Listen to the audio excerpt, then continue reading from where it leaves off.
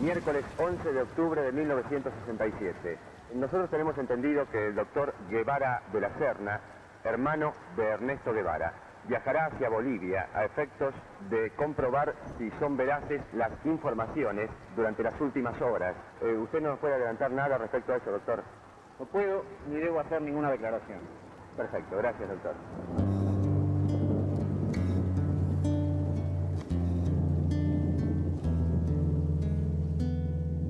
El 9 de octubre de 1967, un grupo de militares recibió la orden de ejecutar al Che. And that phone call brought the instruction from the high command of the Bolivian government to eliminate the prison. But we should say, look, well, we know you have tried to, and you have helped us a great deal, but this is order from my high command. And you can eliminate it any way you want it. We know how much harm he has done to your country. But I want your word of honor that you will bring me back the dead body of Che Guevara at 2 o'clock in the afternoon. Hacía 11 meses que estaba al mando de un foco guerrillero en el sudeste de Bolivia. El Che se va a Bolivia sabiendo que era el único lugar que le quedaba por ir y que sabía todo cuanto le esperaba y que era la última batalla del Che Guevara en vida. Fue capturado por soldados bolivianos entrenados por boinas verdes norteamericanos. And many of us, you know, in some of the areas that we've been in before, and never could find him, or he's always a step ahead of him. But here, I guess his luck run out. Ernesto Che Guevara es ejecutado y su cadáver exhibido para que quede bien claro quién había ganado. Pero el efecto fue el contrario. Los mismos que lo mataron lo hicieron volver a nacer. Los hombres temerarios de antes, para nosotros una pichanga. Porque el Che decidió ir a Bolivia a enfrentar una muerte segura. ¿Era el sacrificio final que hacía por sus ideales?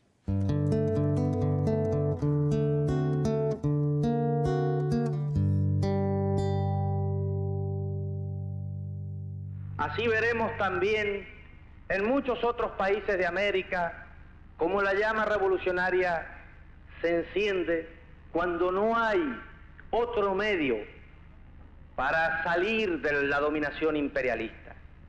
Y los imperialistas por ahora no están dejando otro camino que el de la lucha de los pueblos. Siempre me atrajo la figura del Che porque creo que los valores que encarna son imprescindibles para un mundo mejor. A nivel personal, por ser argentino, médico, asmático. Dediqué varios años a investigar su vida, para contarla desde una voz argentina y devolverle al Che su sentido universal. Vuelvo a publicar mi biografía sobre el Che y reviso las entrevistas que hice hace 20 años a los protagonistas y testigos de ese 9 de octubre de 1967. Muchos de ellos ya no están, pero sus palabras son fundamentales a la hora de entender las últimas horas del Che Guevara. Una de las cosas que yo quería averiguar era ese héroe revolucionario famoso en todo el mundo, ese héroe de Sierra Maestra. ¿Qué hacía en ese pueblito perdido en el sureste boliviano, en La Higuera, pesando menos de 50 kilos, herido, descalzo, con un balazo en el muslo, respirando con dificultad, en un estado físico verdaderamente calamitoso? ¿Cómo era que había llegado ahí? Es decir, ¿cuál había sido el proceso para que esa experiencia revolucionaria en Bolivia hubiera terminado de esa manera?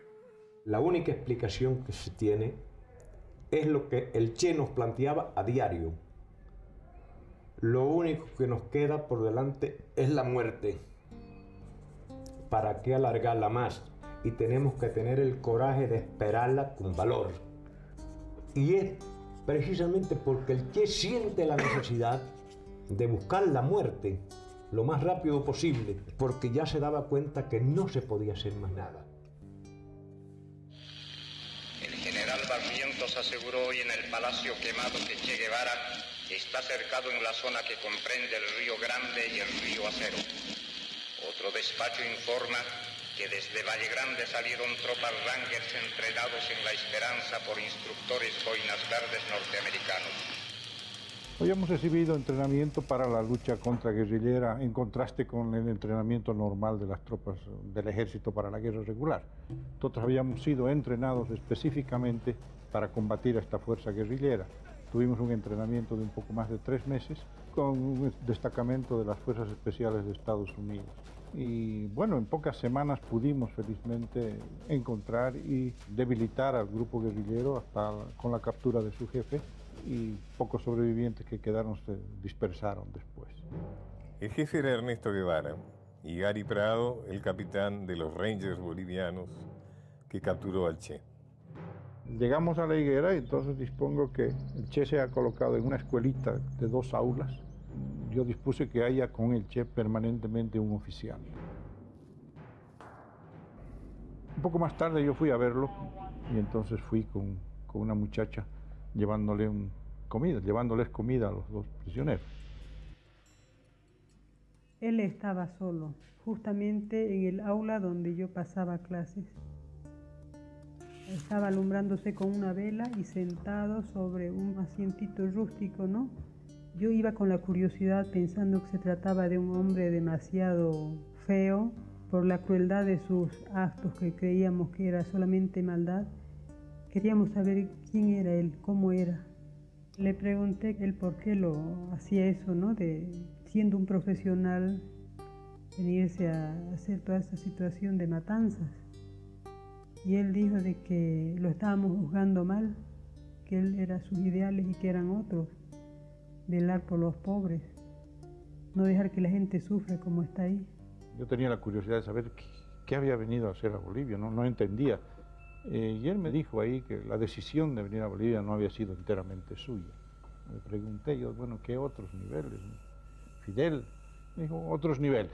No quiso dar más detalles, pero estaba claro, digamos, en el contexto. En 1965 el Che se va de Cuba sin despedirse. El proyecto de industrializar la isla había sido desmantelado por falta de apoyo del bloque soviético. Son años de viaje para el Che. Va a la Rusia comunista, a la China de Mao, a la Argelia de Ben Bella, combate y fracasa en el Congo. Deprimido y sin horizonte político cierto, viaja a Checoslovaquia, donde pasará varios meses replanteándose su futuro. Y entonces él planifica otra experiencia guerrillera que en principio está dirigida a la Argentina, luego a Perú y finalmente a Bolivia. Entonces ahí junta los cuadros, elige las personas que lo van a acompañar y así es como se lanza la experiencia boliviana. Dígame, señor, ¿qué son las guerrillas para usted? Bueno, las guerrillas he sabido que son mercenarios que se han incrustado aquí en el país, ¿no? Pero evidentemente no conozco, no sé, ni podía decir nada al respecto de las guerrillas. El fracaso de la campaña en Bolivia era inevitable. Fidel ya no podía tenderle una mano como había sucedido en el Congo. El gobierno cubano en ese momento estaba muy ocupado por cubanos moscovitas, o sea que seguían las órdenes de Moscú. Y Moscú no estaba para nada de acuerdo con la experiencia del Che. En Sierra Maestra la CIA no estaba en contra. Al contrario, en el momento que Estados Unidos quería desembarazarse de los horribles dictadores que había impuesto en América Latina, Batista, Pérez Jiménez, etcétera, etcétera.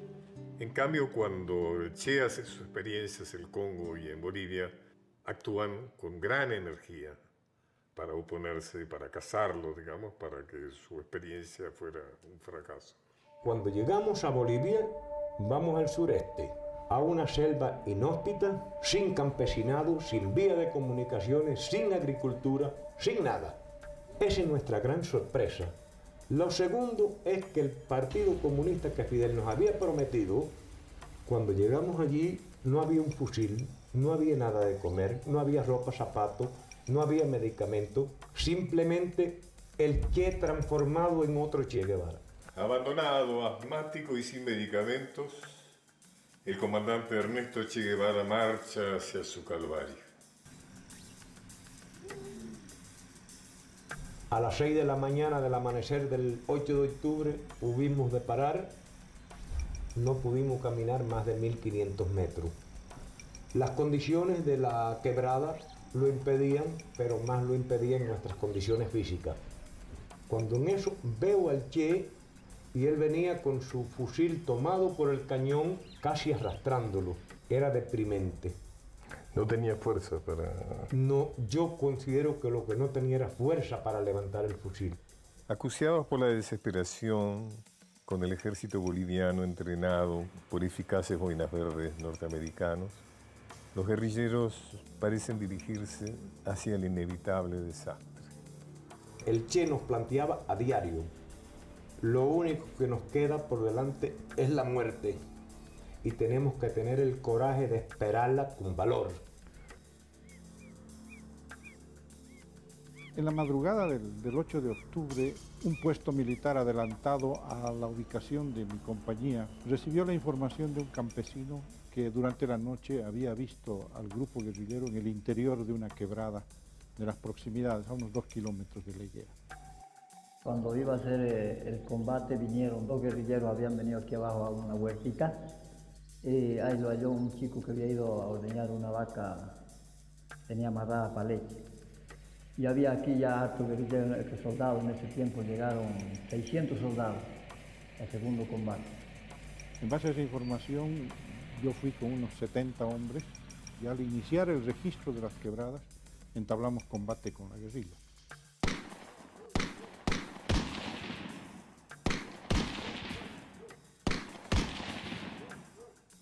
Así todo el día ese día, el combate. Sonaba una baleadura, cuando ya tarde han venido a que les ayudemos a traer, traíamos en el hombro los soldados muertos, guerrilleros muertos, hemos traído en el hombro.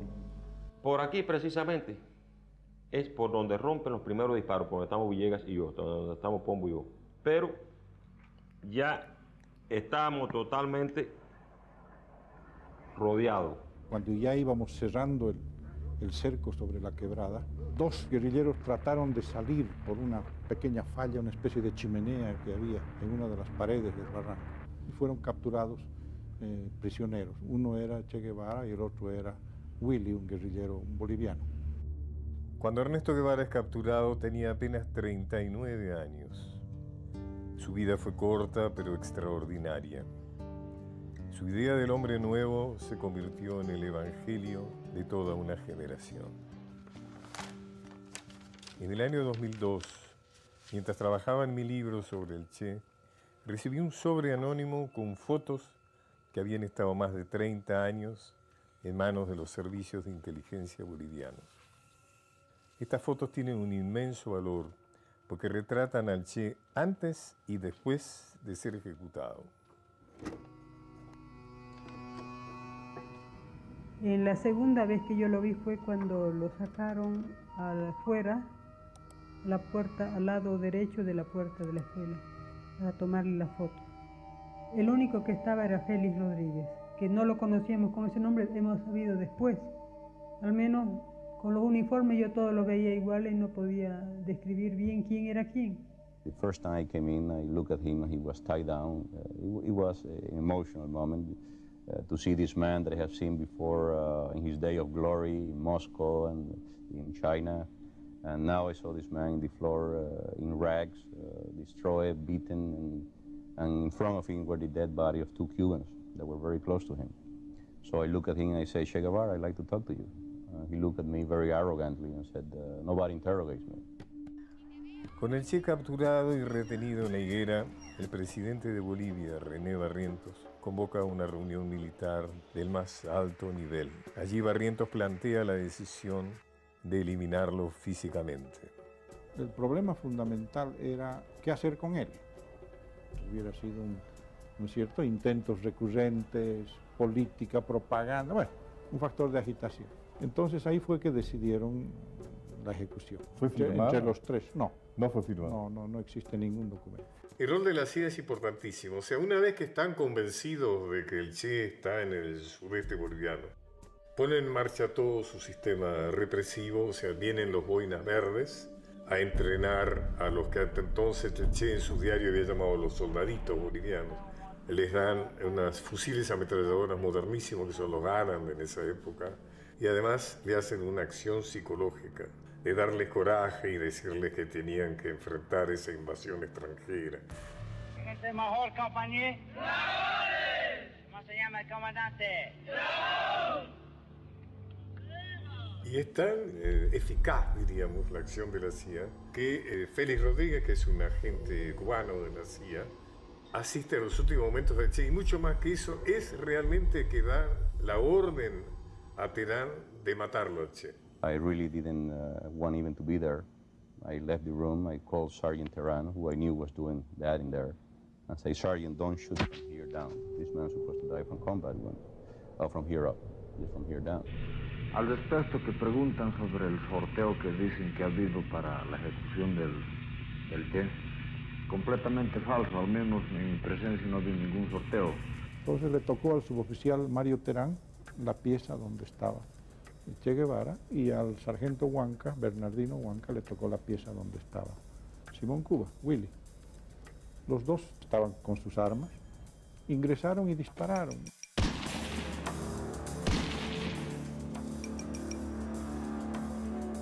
Hay una entrevista que nos han dado donde dicen que Che, cuando usted entró, le dijo, apunte bien porque usted ha disparado a un hombre. ¿Es cierto eso? No conozco. Yo no me atreví a disparar. En esos momentos veía al Che grande, muy grande, enorme. Sus ojos brillaban intensamente y temé que se me echara encima y que con un movimiento rápido me quitase el arma. Serénese y apunte bien, me dijo como si me ordenase. Va usted a matar a un hombre. Es un poco como si le dijera, vaya y cumpla con lo que tiene que hacer. Se parece a lo que Cristo le dice a Judas cuando le dice, ve y haz lo que tienes que hacer.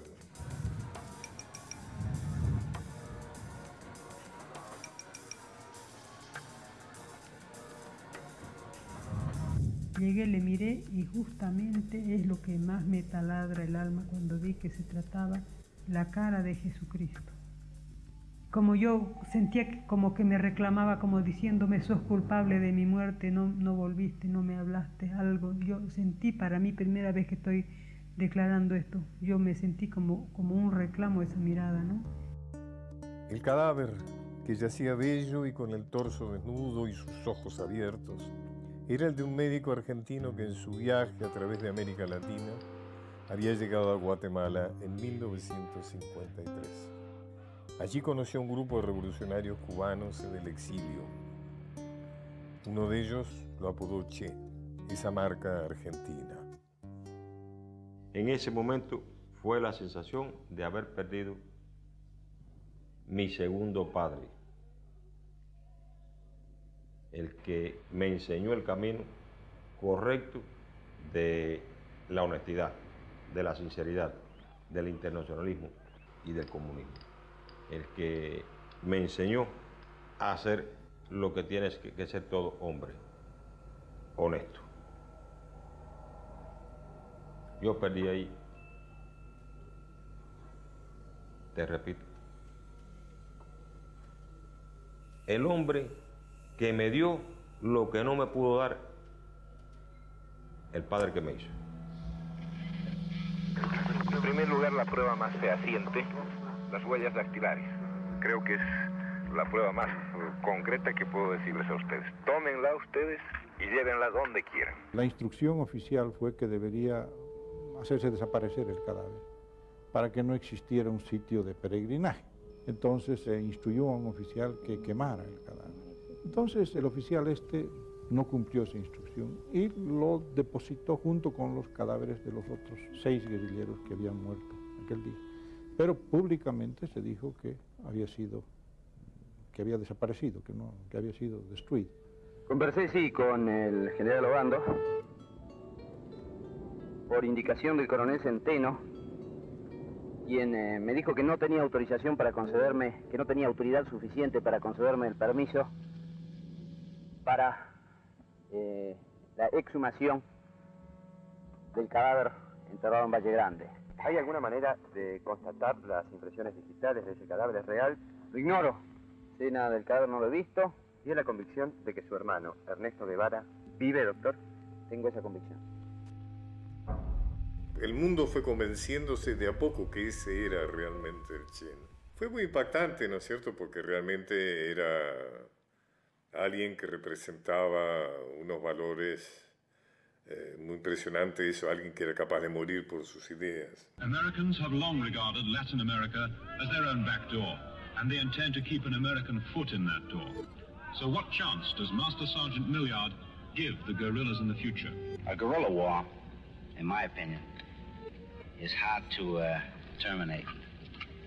Because once you wipe out their main people, their auxiliary, and their leaders and so forth, they'll go underground till they get more leaders, then they'll come back up again.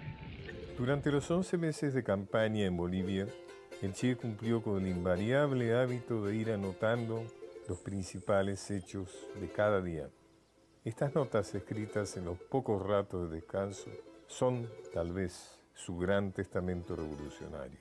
¿Usted ha vendido el diario, señor? No he vendido, lo he mandado en calidad de obsequio al comandante Fidel Castro. ¿Cuáles son las causas por qué entregó el documento?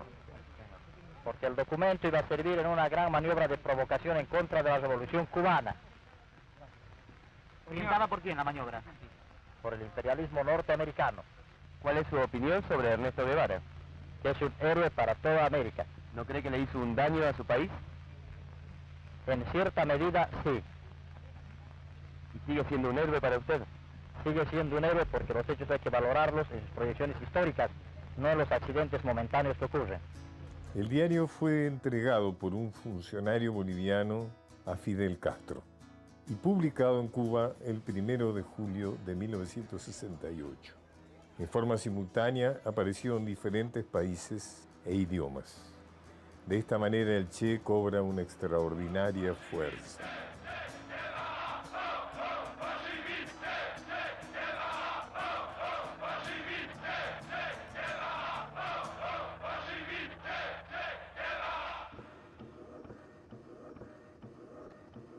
Dos cosas acompañaron al Che durante toda su vida. Esa mirada profunda que lo convirtió en un símbolo y el asma. Creo que terminé de comprender su destino cuando conocí a Rosario López, Rosarito, su niñera. Ella me regaló la imagen más viva y entrañable del Che. Era capaz de levantarse de la mesa, venían los chicos, y era capaz de levantarse de la mesa para darle lugar a ellos. No, si ya hemos comido, loco. Vení, negro, o sacar la ropa y llevárselo a los chiquitos porque los otros eran muy pobrecitos, gente muy humilde. ¿Cuántas veces sacar una blusa o un pantaloncito y llevarle? ¿A dónde Ernestito va con esto? Se lo llevo al negro Albornoz, dice que tiene el pantalón roto. Otro día se vino sin el guardapolvo de la escuela.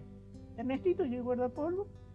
Se lo di a un chico porque la maestra le dijo que no lo iba a dejar entrar mañana si no iba con guardapolvo. Eso es muy grande, doctor, para mí. ¿Qué es lo que lo hacen vivir muchas veces a uno, los pobres? Cuando ve que hay una persona que la valora como persona humana, porque a veces los pobres, las sirvientas, somos un trapo viejo, cualquier cosa. Cuando era solo un niño, el Che y su familia se mudaron a la Sierra de Córdoba por recomendación de su médico. Ese médico era mi padre.